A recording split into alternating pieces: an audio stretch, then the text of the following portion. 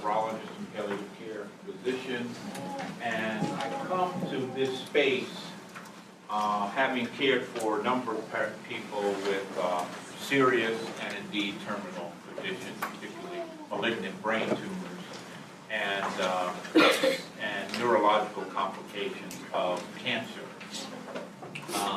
And along the way, I found that for me as a physician to understand my role, task, indeed my very identity as a physician healer, I had to get comfortable with how I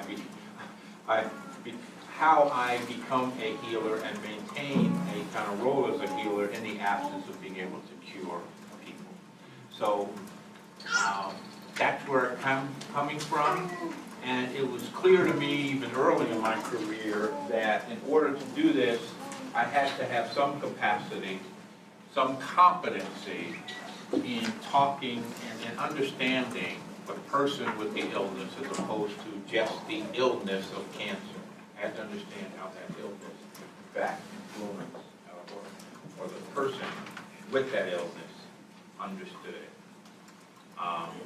This is my disclosure. We're doing CME. Not sure we are. So let me get to the substance here of what I want to talk about. So I'm going to give you a couple of scenarios of a few patients I've seen along the way in which I had some very difficult conversations. And I want you to think about how you might have these conversations with patients. So this is a cartoon, obviously, but I'm thinking here about a 42-year-old woman, devout Catholic woman, mother of 3 young boys, all less than 10 years old, who had 2 huge brain tumors. These were from metastasis from melanoma in her skin to her brain. She had seizures, she had terrible headaches, but every time I entered her room, her question was not about her seizures or her medical or her headache. Her question was this: why is God taking their mother away? And that is to say, why was this happening to her?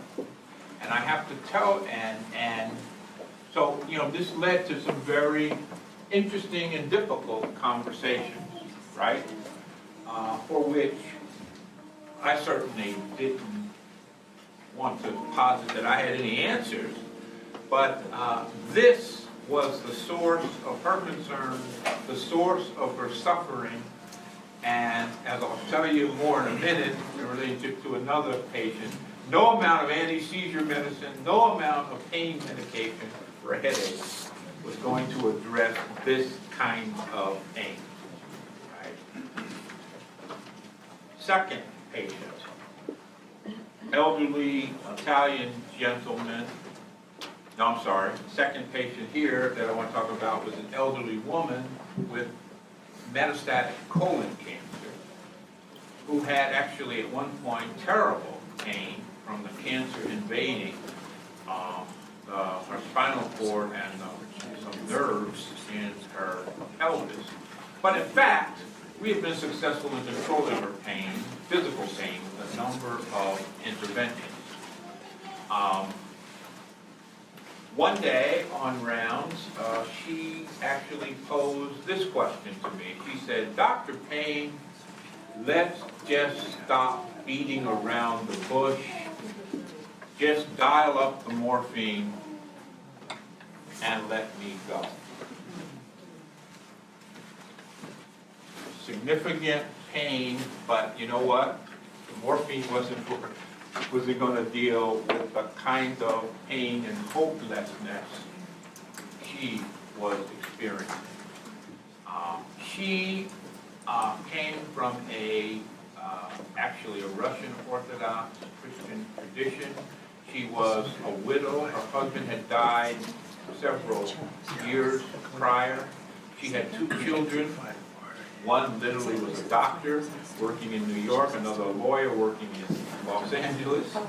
She had grandchildren. None of them were really that engaged in her life. She felt that she was a burden.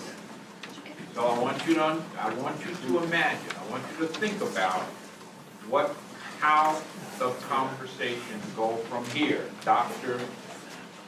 Gloria, just dial up for more. Of course, I didn't do that. It would have been illegal in every state in the United States. I want you to understand this. And that's very different from physician-assisted suicide, which is, in certain circumstances, permissible under the Medical Care Act, and now in about 7 or 8 states. So we're talking about here people who lost hope, who have significant fears and worries, who are feeling like they have a sense of that they're a burden now, right? And who have a lot of unresolved family issues, particularly in the second little scenario I told you. So, as we think about and I know Dr. Abram is going to talk about the Serious Illness Conversation Guide. Think about how we talk to and structure the kinds of conversations that we need to have to try to heal these, or to participate in the healing of these individuals. Now, in many ways, those two circumstances were about lost hope. And you know, Shakespeare had something interesting to say about hope. He said, the miserable have no other medicine, but only hope. But the question is, hope for what? And what kind of hope are we talking about? You know, in our religious and faith lives, we talk, you know, we have what I call an eschatological hope, which is critical. But I'm talking about hope on this side of Jordan, right? The hope of, what is the hope of the kind of care in life that is still left to live with serious illness, and how do we understand the patient's values and perspectives to really help them with this journey and help them heal. We often think about hope in, you know, particularly those of us in medicine, in these terms, right?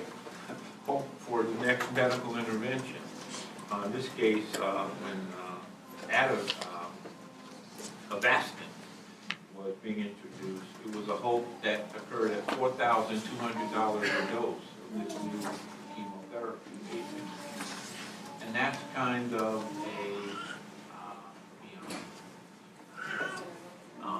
Avastin is a very important drug and, in oncology, but it's not the only hope that we need to be talking about.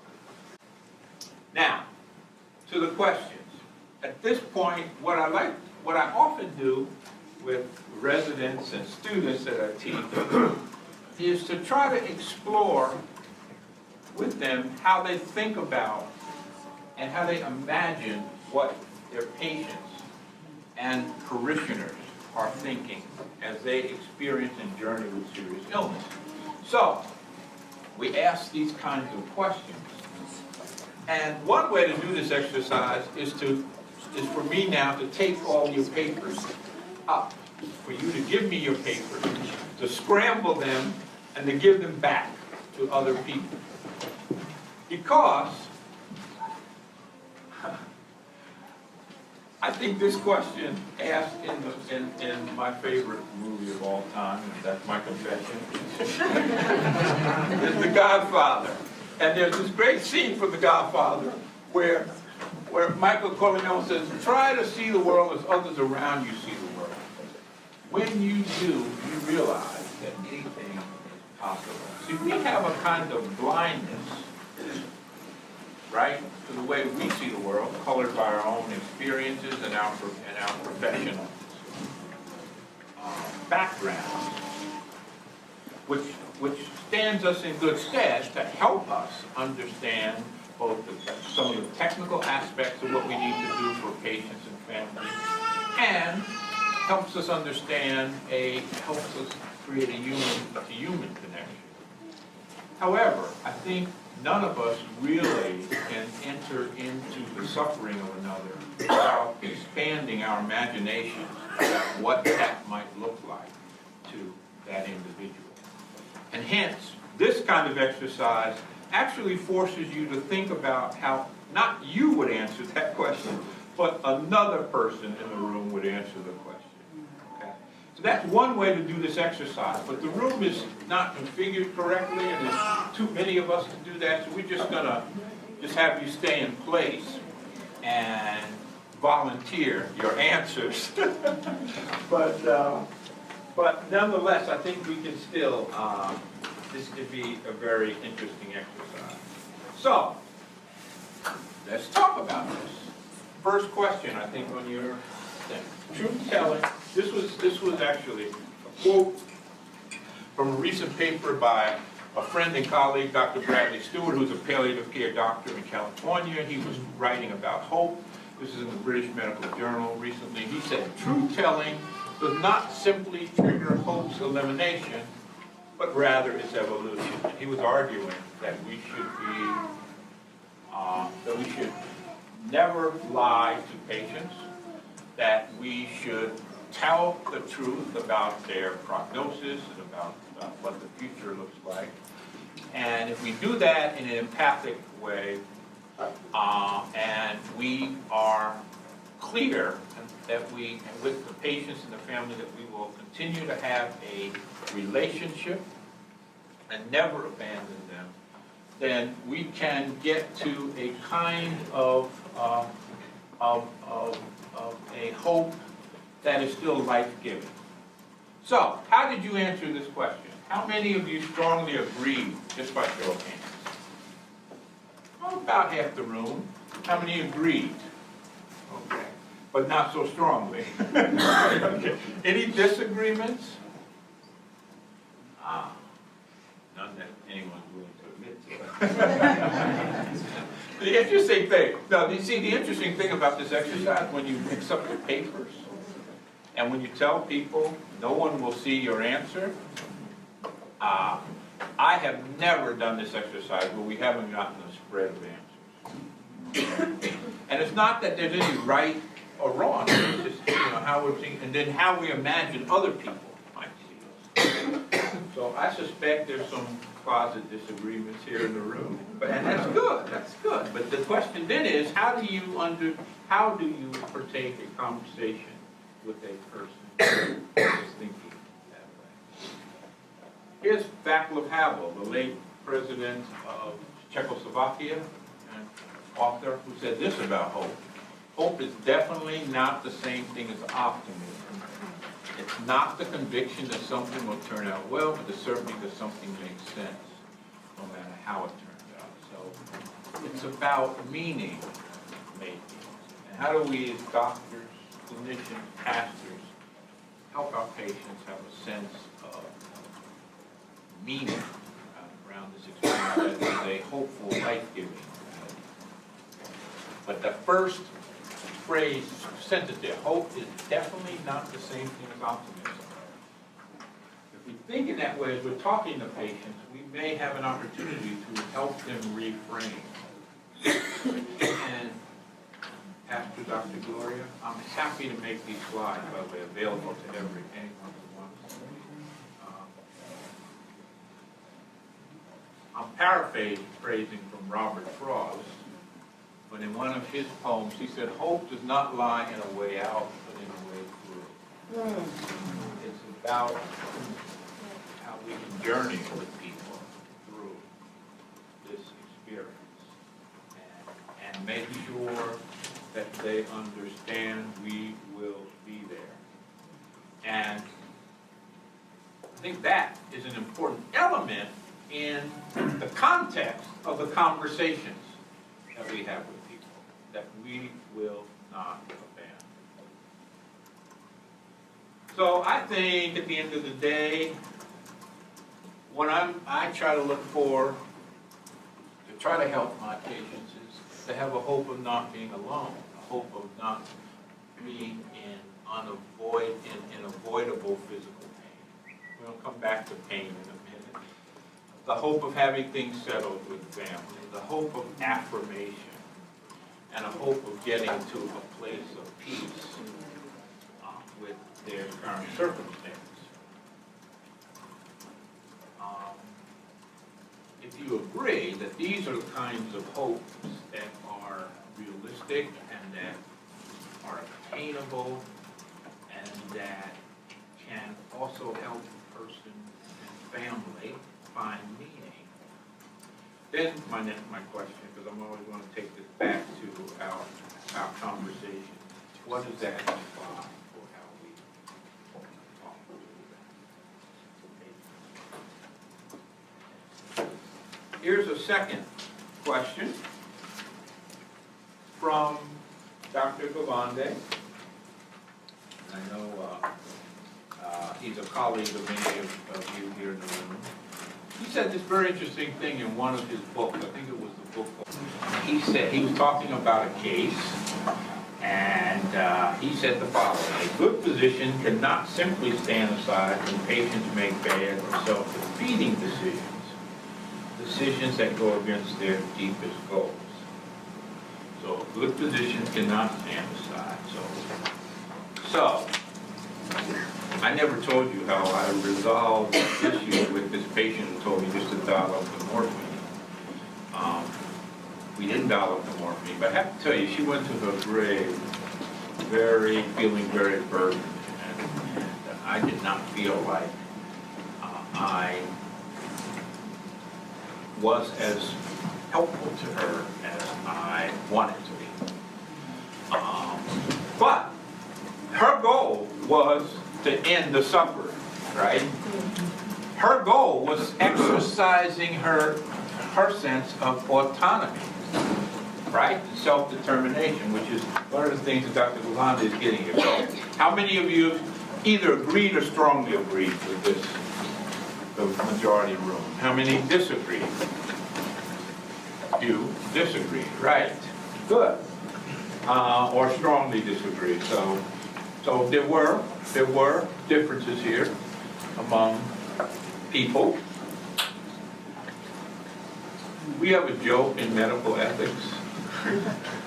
There are 4 great principles of medical ethics. There's autonomy, right? The right to self-determination, and the fundamental aspect of respecting a person by respecting their right to choose their care, the way they want to be cared for. So, here's the joke. There's 4 great principles of medical ethics. There's autonomy, and I can't remember right? And just for the record, the other 3 are, beneficence, the moral obligation to do good, non-malfeasance, the moral obligation to do no harm, and there's justice, the obligation to make sure that all people are treated fairly, resources are distributed fairly and equitably, right? And so how do we, our cultural ethic, right, is strong in terms of wanting to make sure that people exercise their autonomy, and our medical ethics really emphasize that. But how do we square that with the thing that Dr. Gavande was saying, that people are making decisions that we don't just label as bad decisions, but decisions that seem to be against their deepest goals? What do we do, and how do we talk to them about that? I don't have any answers here. I'm raising the questions that I think are very important. So I just said that. And here's the quote from Dr. Gavande. He said in his book, Consultation. My colleague, Clark Curlin at Duke, who's a palliative care doctor and a member with me in the Theology, Medicine, and Culture program, said this: conventional medical ethics is largely given up asking what it means to be human and to live well in the face of suffering, illness, and death. Such questions are treated as outside the realm of professional consideration. He's exaggerating there, but he's exaggerating the point. The medical community has defaulted to human choice, autonomy, as the activity that gives moral sense or action. If an action is chosen by an authorized chooser, the action is ethical. If not, not. I had some really interesting conversations with my colleagues about the woman who asked me just to dial up the morphine.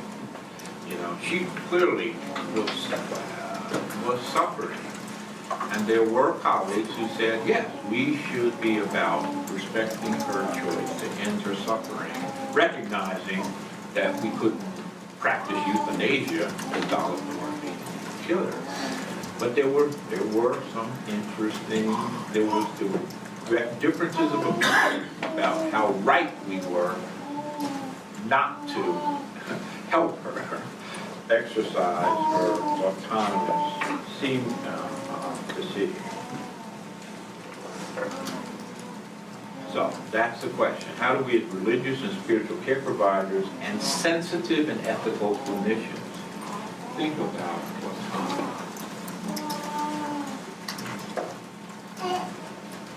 Here's another patient of mine. This is the elderly Italian gentleman, metastatic cancer, prostate cancer invading every bone of his spine, moaning and groaning in pain, paralyzed. And I was a relatively young physician, and it was my mission and my mission of my team to make sure that he was out of pain. And we embarked on a course of intravenous medications, eventually getting him up to a dose of 2,000 milligram equivalents of morphine an hour intravenously. Actually, it was interesting. I was on rounds on a Friday afternoon. I'll never forget this. My beeper went off, and the beeper was from the head of pharmacy at Memorial Sloan Kettering Cancer Center. And he said, Dr. Payne, if you persist in this treatment, you will consume the entire, your patient and you will consume the entire supply of intravenous hydromorphone before the weekend. Wow. And this is now Memorial Sloan Kettering Cancer Center, right? We, where, we didn't skip on hydromorphone, which is dilaudid, actually a more potent form of morphine. I ran back to the patient's bedside to find him. He was awake, he was breathing, he was moaning and groaning, and not really reporting any less pain than when I had seen him earlier that day. And I was reminded of, so this, some would say that, okay, and I would say that one of the things I've done here is taken this man's suffering and medicalized it. Just made it all about his pain management and what morphine dose he needs, right? And popular culture, I think, wants us to medicalize a lot of things. Here's a thing from the New York Times. How psychedelic drugs can help patients face death. Should we be giving patients LSD to make them feel better while they're dying, or to avoid, or to minimize the suffering? Okay? And in fact, as I go around the country, I'm a consultant for one of the largest hospices in the United States, Vitas Hospice. I go around the country actually talking and working with Vitas and with other hospices as well. One of the concerns that I get increasingly is I don't want to send mama to hospice. They just, so-and-so went to hospice and they were just doped up and she died 2 days later. So, my colleague here, our late colleague, Alan Verhead, he's a theologian at Duke Divinity School, he said this in one of his books. Ironically, there's a risk of medicalization in the hospice movement itself, the medicalization of suffering. Dying without pain is important, and effective pain relief makes an important contribution to the process of dying well. But dying well and faithfully cannot and should not be reduced to a death without pain. So I think that was one of our questions, wasn't it? Yes. How many of you strongly agree or agree with this statement? The vast majority of the room. How many of you strongly disagree or disagree? A few. So the question is then, when faced with a patient like my patient, how do we attend to his pain and suffering without medicalizing it, right? And, well, of course, the answer is you get to understand and know the patient better. You use a multitude of therapeutic approaches, not just medication. Spiritual counseling would be helpful. And in fact, as I got to know that patient better, I understood the source of his suffering.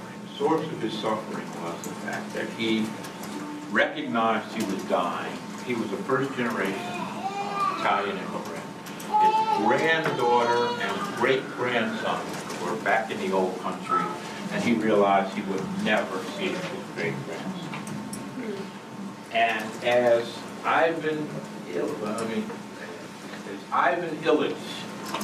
and as Tolstoy said in Ivan Ilyich, there is no morphine dose for the suffering of realizing you will not see your great-grandson. So here's a passage from Tolstoy and Ivan Ilyich. After suffering, do you know this story? This should be required reading, I mean, for everybody attending to people with pain and suffering and serious illness. But this is a classic, masterful short story.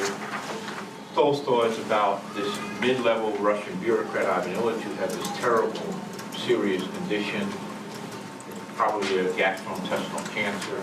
He feels no one really tells him the truth. His wife and friends are not terribly helpful in comforting him. When he goes to the doctors, they're giving him lots of medical remedies like morphine. And a key passage in the book, Ivan Ilyich says, after he was having supper with his friends went home, leaving him alone with the knowledge that his life had been poisoned. His life had been poisoned and was poisoning the lives of others. That is the effect of this serious illness that he had. That far from diminishing, that poison was penetrating deeper and deeper into his being. That's the difference between physical pain and suffering, right? And in fact, Ivan Tolstoy says, they gave him opium and began morphine injections, but this brought no relief. I remember this after I was thinking about my patient, right? There was no morphine dose for this suffering of never having the sense of I won't see my great. So, how do we have a conversation in a meaningful way with the Ivan Ilyiches, with my you know, Cicely Saunders, right, who founded Hospice, obviously recognized this and talked about this notion of total pain. That when we're dealing with people with serious illness, we're dealing with pain that's from not only physical sources, but social and spiritual and psychological sources of suffering. And she learned that from this Mrs. Henson at St. Joseph's Hospital. And the mantra of hospice has been that we take care of pain, total pain. But as I think, because, and I would really say this, because we in hospice have often failed to have the kind of comprehensive meaningful interactions with patients, that we are medicalizing their pain and suffering, and we have to get beyond that. I want to remind you there is an official definition for pain. It's from the International Association for the Study of Pain, IASP, and here's the official definition. Pain is an unpleasant sensory and emotional experience.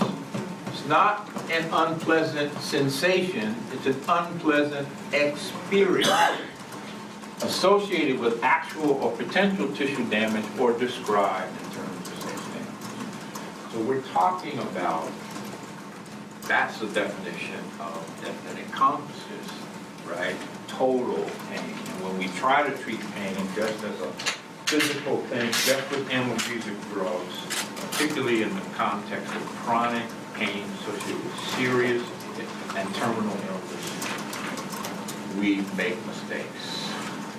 We do people more harm than good, actually. So, here's another aspect of the story. I was telling this story to another group, and in the room was this remarkable woman named Regina Holiday. She had actually suffered a significant problem with her husband's death, and she made it her mission to be an advocate for patients. And she's an artist, so one of the ways that she's expressing her advocacy is to find stories that can help other medical professionals, indeed other people, understand better how to address patients. So she heard my story. And what she does is she puts these stories to paintings. And the interesting thing is her paintings are not on a picture on the wall, they're on clothing. And so this picture, got two bald-headed guys here. I'm this bald-headed guy. And this was her representation of my story of the how I medicalized the pain and suffering of my patients. That's a close-up of it, and it's these ears representing, of course, listening better. A field of kind of flowers and poppies. These whorls are kind of symbolic of life. And I just thought it was really interesting, profound. So I've worn my jacket on some, not here in Boston, but I've worn it in D.C. and New York, the subway system. It's been interesting. People come on, what's that thing on your back? And we talk about pain and suffering and how, look, I think I've given, I'm willing to bet that I have given more milligrams of opioid medications than just about anybody in the room, perhaps with the exception of perhaps Dr. Abe. So I am an advocate for using medications appropriately, but I'm also an advocate for being wise in how we use medication, which means really understanding the person to whom we're putting these medications. Here's my last kind of thought about conversations and the nuances of conversations and how we need to kind of think about these things as we talk to people. So I have a favorite saying here. This doesn't come from the Bible, but it's a favorite saying. It actually comes from a paper in psychology and personality formation. It says, every person is like all others, like some others, and like no others. Right? It should be like no other, I guess. So, like all others, we share common humanity. Right? A common need to feel nurtured, to not be abandoned in our particularly at vulnerable periods of time. We're like some others because we all live in our own tribes and cultural communities and have our cultural perspectives. And we all have our individual preferences here. So one of the challenges, I think, to providing comprehensive care and with people, particularly people who are seriously ill at the end of life, is to understand actually all of these dimensions of a person. Now, here's an interesting statistic. If you look at everyone who used hospice in the United States, and in aggregate, there are about 2.5 million deaths per year in the United States. About 50% of those deaths are handled in hospice. About 80% of these deaths can be anticipated and therefore potentially eligible for hospice care. So from that perspective, hospice is being underutilized by the country. But if you look at, in terms of racial characteristics, who uses hospice, these are the latest data I could get from 2014. 76% were white, 13% multiracial, 7% African American, fewer percentages of Asians and Native Americans. So why this disparity? And in fact, actually, if you just look at African Americans, if you look at the prevalence of hospice-appropriate illnesses, it is really underutilized, right? Because there is actually a persistent gap of about 1.5 in terms of the rate of death from all of the major chronic illnesses, cancer, heart disease, kidney disease, between white and black, there's this gap. So in theory, hospice utilization should be high. The question is why? Why are African Americans like some others and like no others in terms of hospice utilization? I encountered in another patient story an interesting communication implications. So on rounds at another cancer center, this time MD Anderson Cancer Center, came to care for an elderly African American gentleman who had metastatic prostate cancer, had some significant pain, and was becoming paralyzed in front of her eyes. But we did our thing. We got him on high doses of steroid medications, appropriate doses of morphine, and got him into radiation therapy within an hour or an hour and a half of hitting our urgent care center. Saved his spinal cord function, so he was able to maintain the ability to walk and his bladder and bowel function, managed his pain, and in fact, within 3 or 4 days, it was clear that when he finished his radiation treatment, he would be able to go back home. However, he was going back home to a wife who was only 2 years younger than him, who had more medical problems than he, and his children lived far away. And he had metastatic prostate cancer. And my thought was he should, appropriate discharge would be to home hospice. As I was initiating. Can you speak up, please? Thanks. I'm sorry. Thanks. So he's going home to a wife who had more medical conditions than he. My thought was he should go, we should refer him to a home hospice program. As I was initiating this conversation, he said the following: do you talk to all of your patients about this hospice stuff? You know, I'm here at this big cancer center. Why are you talking about hospice? Why can't you cure me? Blah, blah, blah, blah, blah. Now, it was clear to me that he had a lot of misunderstandings about his illness and of his prognosis and about hospice. He literally thought hospice was not a place where you got cared for at home, but a place where they sent you to die. Okay? So a lot of issues with communication in terms of working through misunderstanding. Actually, just a few weeks later, I met with some pastors, African-American pastors in Houston, and they said were expressing essentially the same sentiments about palliative care. We were talking about a number of things, including cancer screenings in their churches, but also talking more about hospice and palliative care for those who need it. They said a generation ago, we couldn't set foot in this hospital. How can we believe that the hospital has our best interest?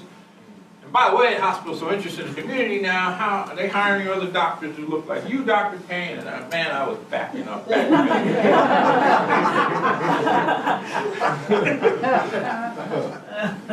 Of course, they were correct in what they were saying.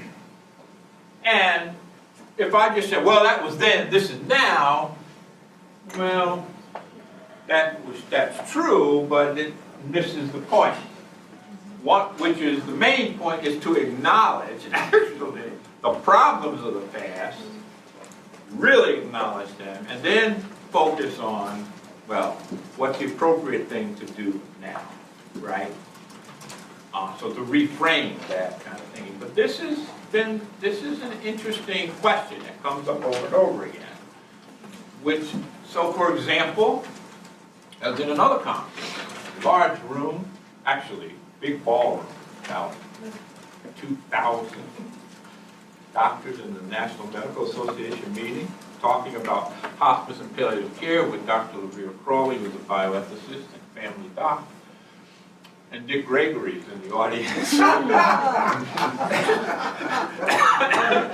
Dick Gregory gets up and says, oh, so now they are just trying to get us comfortable with dying. Forget the fact that there are all these potentially avoidable deaths. We should just get comfortable with dying. That's what you mean? So, shoot, put on this. So, I think that's the lead-in for my question. Is it appropriate for people who are victims of health disparities that cause excess mortality to be targeted for early hospice referral? Can I ask a question? Yes. What is excess mortality? Well, I'm going to show up. Well, I just wonder. If you have a treatable cancer, if you take two people who have potentially treatable cancers, one gets, and however, they don't have equivalent access to care, right? So that one dies and the other lives. That's what I'm talking that's about. what that is. Okay. So how many strongly agree or agree? Only a few. How many disagree or strongly disagree? Yeah. So, this is kind of a loaded question. There's some loaded words here, right? Did I say targeted? Loaded words. About 5 minutes, because we want to get at least a couple questions in. So you see a range of opinion here, and this is what I meant by the excessive mortality issue, right? That there are consistent, even though life expectancy is improving for blacks relative and whites, but there's still a big gap. Here's a nice joke. Well, there's a study here on health affairs that suggests that between those decades, 10 years between, I think, 1990 and 2000, there were about 83,000 deaths. Now, Dick Gregory and my patient in MD Anderson urgent care couldn't quote these statistics, but they certainly lived this experience. Yes. Right? Okay. And Pastor Frank Jackson from Faith Presbyterian Church in Oakland said, everybody wants to go to heaven, nobody wants to die. Not so much the act of dying, but the things surrounding death, injustice, poverty, mistreatment, evil. There's a sense that we won't, talking about him, his community and congregation won't be stopped by these things. And he calls this our somehow theology. Somehow, some way, we will get through this. I want you to think what your conversation would look like talking to Dr. Jackson or Pastor Jackson, or the late Pastor Jackson, or to members of his congregations. Some have theology. Okay, I'm running out of time. I just want to say one other thing. There's been this recent interesting study about communication and how different populations perceive communication. So here's a study from Journal Pain and Symptom Management last year, which looked at case scenarios and videotaped doctors having conversations with patients. And what they found is that in terms of the content that was delivered, basically is the same between black and white, two black and white patients. But in terms of the nonverbal cues, they were very different. There was more closed posturing, sense of distancing, sense of not touching in African American patients. And that was perceived as being much less. That was perceived by African Americans being much less effective. So there's a whole issue of of verbal and nonverbal communication that we talk about. So I'm going to end here to how would you have answered Mr. Gregory? Or maybe that could be a lead into our Q&A. And I'm just going to leave you with that picture, which is the Duke Divinity School, which is next door to the Duke Chapter, where I live and work. So thank you. It's been great.